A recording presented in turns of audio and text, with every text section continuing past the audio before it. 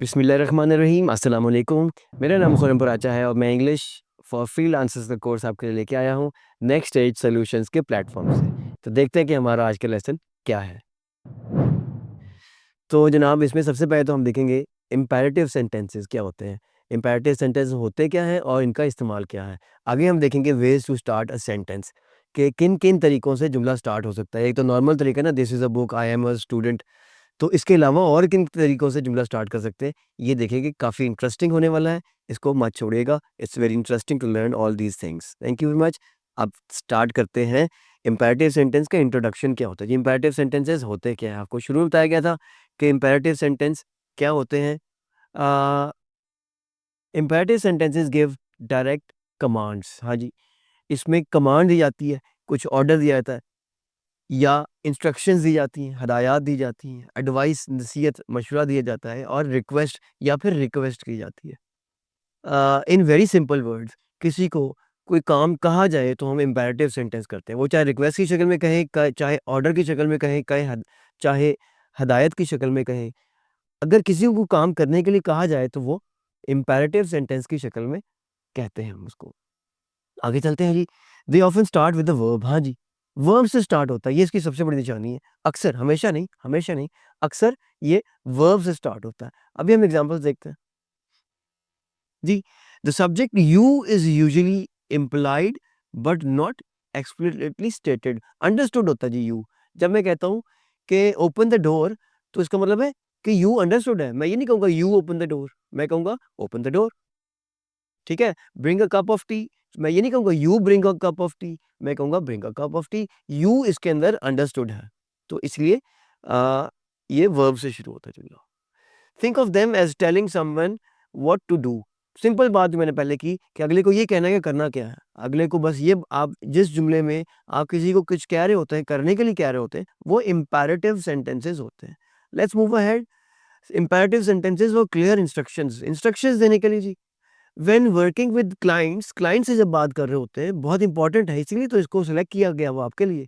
Imperative, हमें clients को बहुत बातें करनी होती है जी, अच्छा ये कर दें, अच्छा ये कर दें।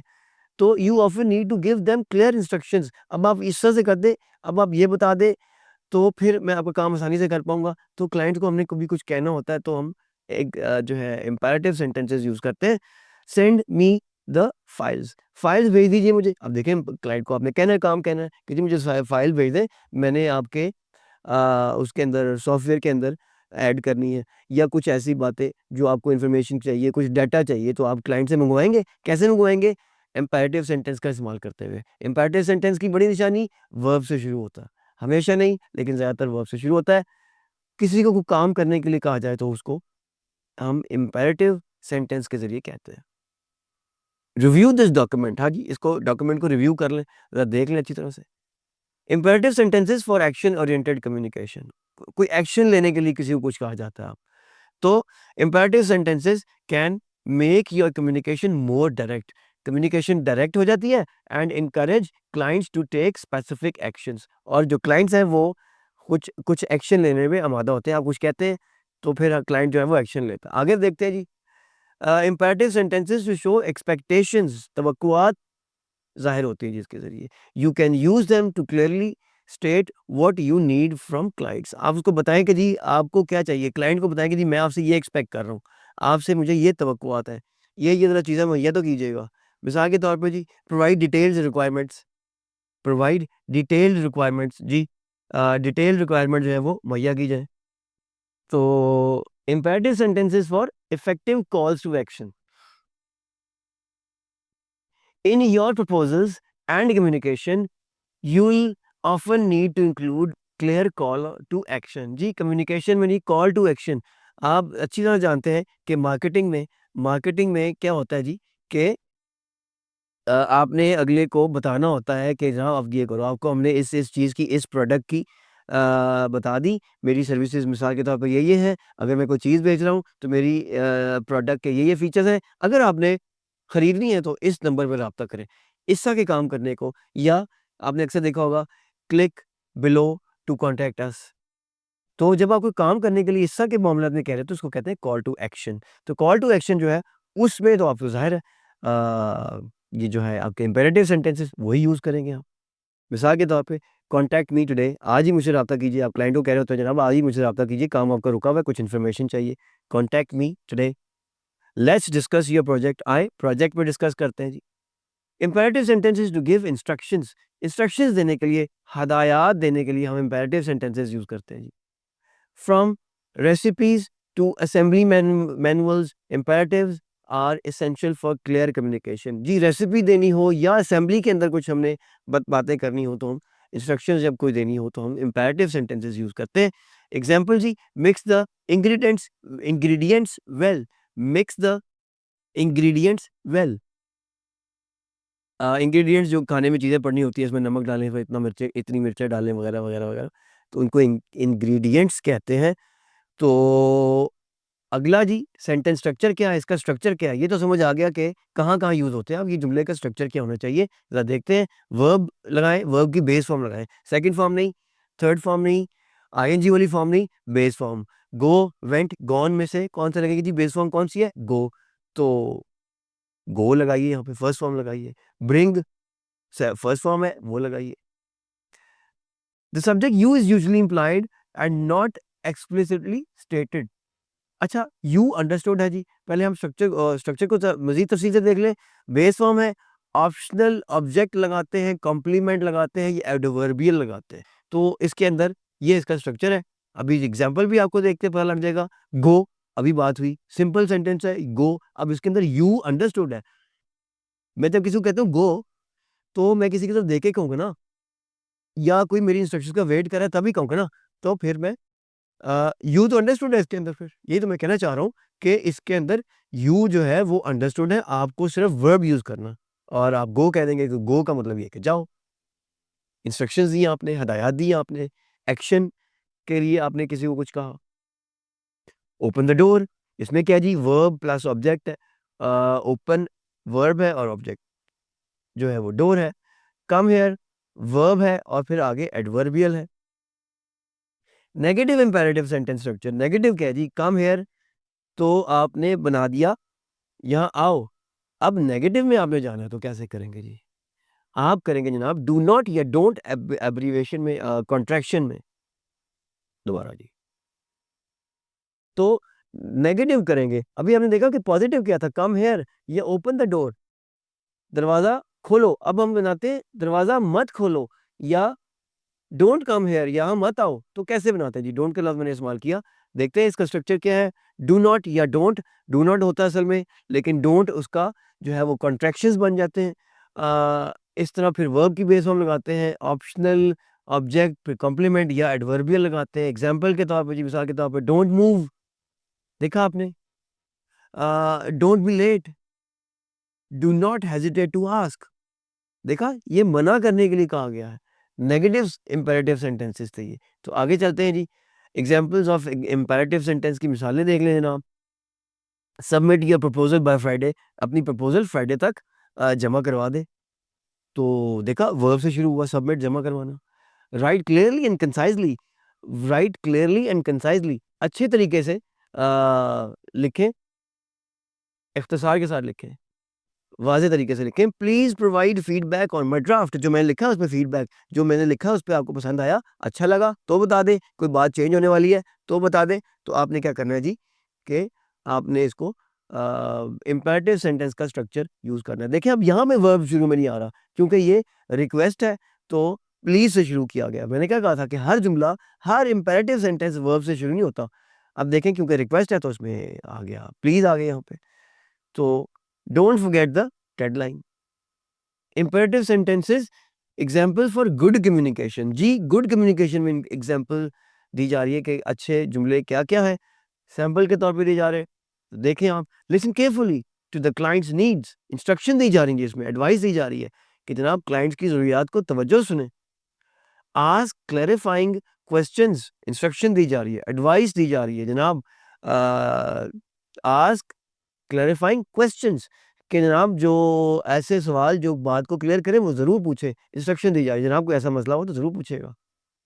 स्पीक रिस्पेक्टफुली एंड प्रोफेशनली, कहा जा रहा है, कुछ करने को कहा जा रहा है जनाब, रिस्पेक्ट के साथ बोलें, प्रोफेशनली बोलें। इंस्ट्रक्शन दी जा रही है, एडवाइस दी जा रही है, तो आपने क्या यूज़ किया, इम्पेरेटिव सेंटेंस यूज़ किया। आगे चलते हैं जी। Be punctual for meeting, instructions आ रही हैं जिसमें एडवाइस भी आ रही है। Respond to emails promptly, instruction भी आ रही है, एडवाइस भी आ रही है, कॉल टू एक्शन भी आ रहा है। Share your ideas openly, instruction और इंकरेजमेंट आ रही है। देखा, कुछ ना कुछ करने को कहा जा रहा है आपको। Focus on understanding, instruction advice, treat everyone with courtesy, instruction advice, communicate clearly and honestly, instruction भी है इसमें, एडवाइस भी है। और प्रोवाइड कंस्ट्रक्टिव फीडबैक, तामीरी फीडबैक दीजिएगा, इंस्ट्रक्शन एडवाइस। तो अब हम अगला काम करते हैं कि देखते हैं कि जी ways to start a sentence, किन किन तरीकों से जुमला स्टार्ट हो सकता है। एक तो I am a student, he is writing, ये तो सिंपल स्ट्रक्चर है सब्जेक्ट वर्ब ऑब्जेक्ट का। लेकिन और किस किस तरीके से जुमला स्टार्ट हो सकता है, ये बहुत इंपॉर्टेंट है। इनकी लिस्ट बना लीजिएगा, अपने नोट्स ज़रूर बनाइएगा। बार बार पहले भी कह चुका हूँ, पिछले लेक्चर्स के अंदर भी नोट्स बनाएं, ताकि हमेशा हमेशा के लिए ज़िंदगी के लिए आपकी जो इंग्लिश की टेंशनें ख़त्म हो जाए। ये बहुत मेहनत से, बहुत तरतीब से, बहुत डिस्कशंस के बाद ये लेसन आपके लिए तरतीब दिए गए हैं। अच्छा ये कर लें, अच्छा ये कर लें, अच्छा ये कर लें, अच्छा ये नहीं, इसकी इंपॉर्टेंस ज़्यादा नहीं है, इसको कम कर दें, इसको साइड पे कर दें, नहीं ये ज़्यादा इंपॉर्टेंट है। तो बड़ी मेहनत के साथ ये पूरी तरतीब जो है लेसन्स की, ये बड़ी मेहनत के साथ, बड़ी डिस्कशंस के साथ फाइनल हुई है। इसको ज़रूर एक दफ़ा ये कोर्स कर लें, इंशाअल्लाह। मैंने आपको पहले भी कहा था कि जितना मेरा तजुर्बा है, 26 साल से ज़्यादा का अरसा हो गया मुझे पढ़ाते हुए। मैंने शुरू में बताया था आपको, लेक्चर्स के पहले लेक्चर, दूसरे लेक्चर में बताया था। तो ये सारा तजुर्बा मैंने के अंदर रखा है, अपने कोर्स के अंदर रखा हुआ है। सारा का सारा जो मैंने सीखा, जो मैंने बहुत सारे लोगों की गलतियाँ देखी, बहुत सारी बुक्स को कंसल्ट किया, तो और यहाँ के जो लोकल स्टूडेंट्स हैं, वो क्या-क्या गलतियाँ करते हैं, ज़्यादा मिस्टेक्स क्या होती हैं, कम जो बात है वो क्या करनी होती है। इन सारी बातों को मैंने इसके अंदर इकट्ठा कर दिया है। आप लोग ज़रूर देखिएगा। और जो अभी हम देखने लगे हैं, ways to start a sentence, ये भी एक और एडिशनल चीज़ है। सिंपल सेंटेंस तो हम देखते, सुनते, पढ़ते ही आते हैं, लेकिन और किस-किस तरीके से जुमला स्टार्ट किया जा सकता है, ये मैंने इसके अंदर डिस्कस किया हुआ है। आइए देखते हैं। Why is it important? क्यों इम्पोर्टेंट है नए तरीके से, मुख्तलिफ तरीके से जुमला स्टार्ट करना? तो इम्पोर्टेंट है जी, starting every sentence the same way can sound boring. जी, बोरिंग हो सकता है। एक ही तरीके से जुमले चल रहे हैं सारे, subject verb object, subject verb object, अभी बात करते हैं हम अगली स्लाइड में।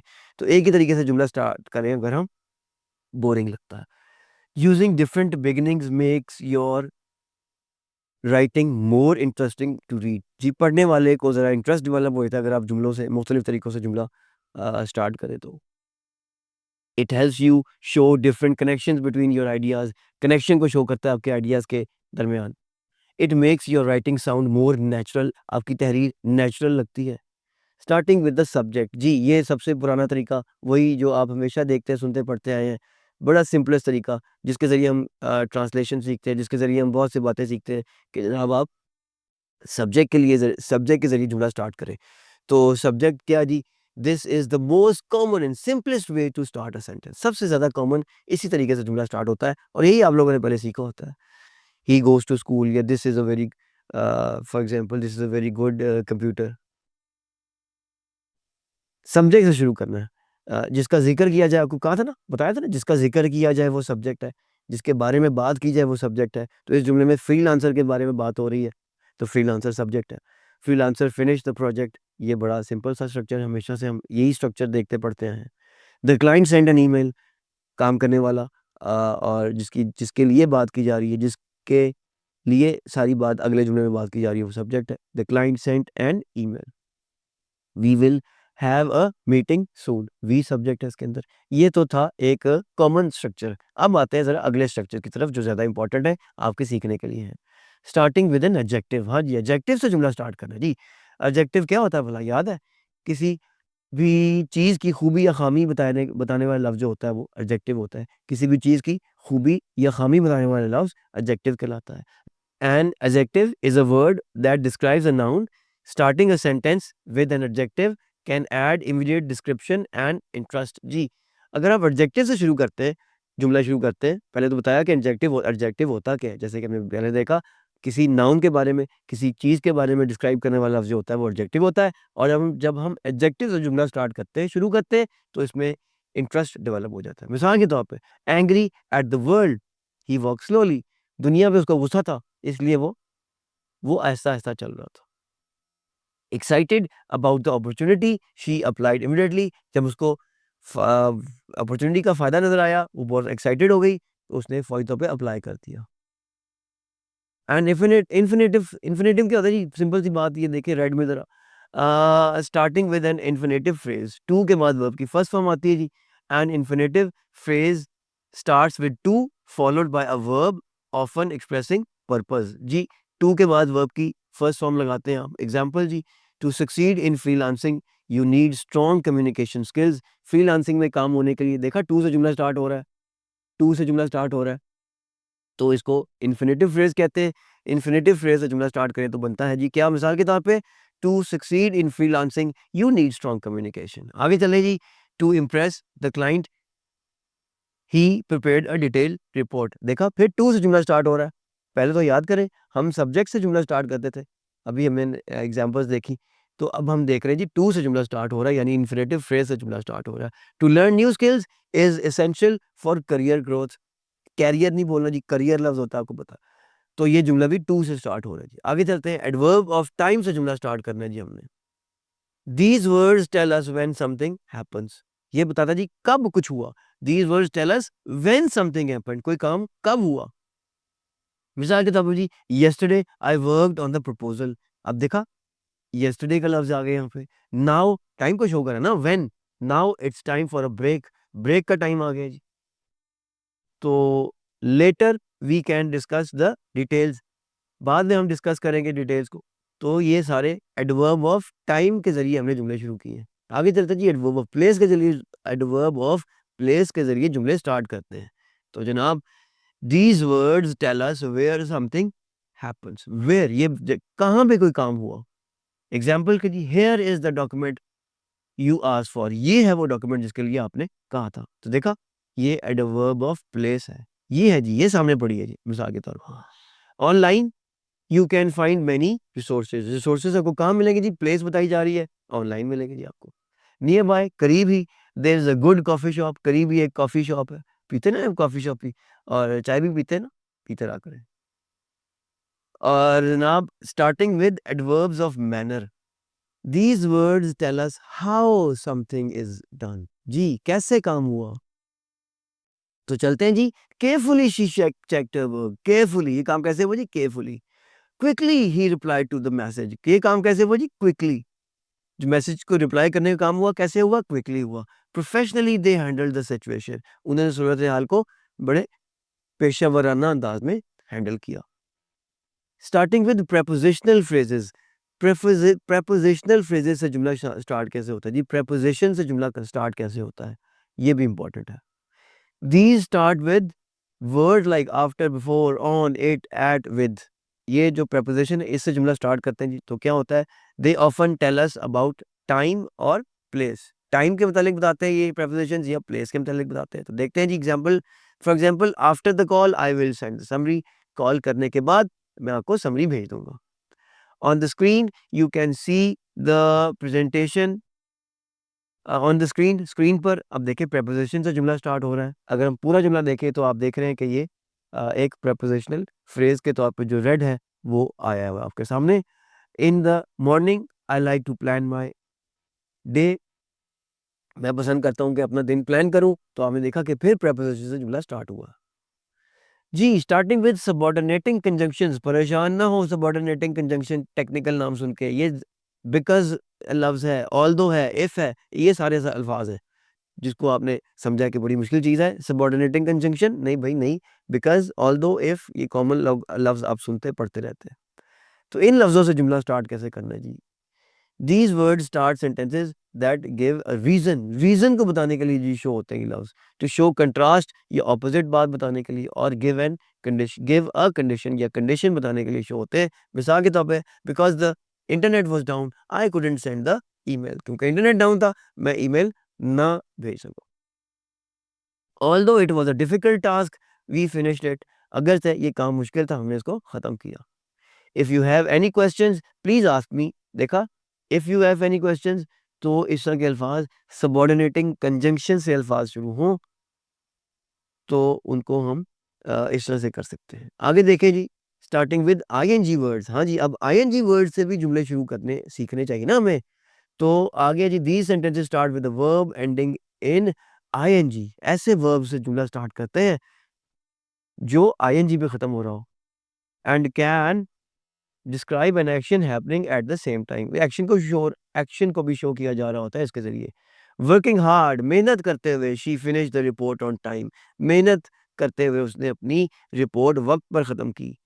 Knowing the client's needs, clients की ज़रूरियात को जानते हुए he created the perfect proposal. उसने एक शानदार प्रपोजल पेशकश जो है वो तैयार कर ली। देखा, आईएनजी वाले अल्फाज से जुमला स्टार्ट हो रहा है यहाँ पे।